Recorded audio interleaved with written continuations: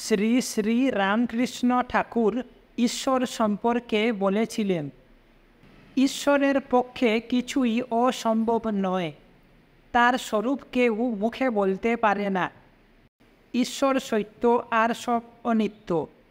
তিনি বস্তু আর সব অবস্তু। যে দর্শন করেছে সে ঠিক জানে ঈশ্বর সাকার আবার নিরাকার। আরও তিনি কত কি আছেন তা বলা যায় না। তিনি শ্রীকৃষ্ণের ন্যায় মানুষের মতো দেহ ধারণ করে আসেন, এও সত্য। নানা রূপ ধরে ভক্তকে দেখা দেন, এও সত্য।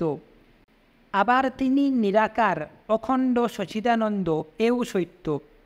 বেদ তাকে সাকার নিরাকার দুই বলেছে, সগুণ বলেছে, নির্গুণও বলেছে।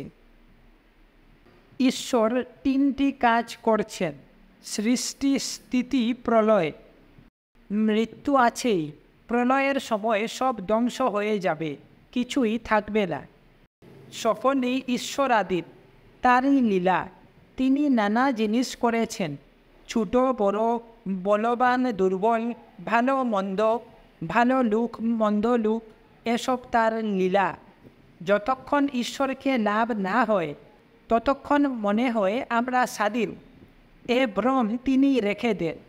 তা না হলে পাপের বৃদ্ধি হতো, পাপকে ভয় হতো না, পাপের শাস্তি হতো না। যিনি ঈশ্বর লাভ করেছেন তার ভাব কি জানো?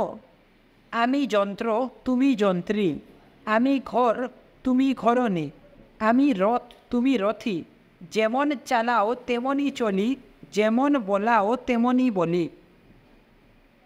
ঈশ্বর এক এক রূপে বেড়াচ্ছেন, কখনো সাধু রূপে, কখনো ছল রূপে, কোথাও বা খল রূপে।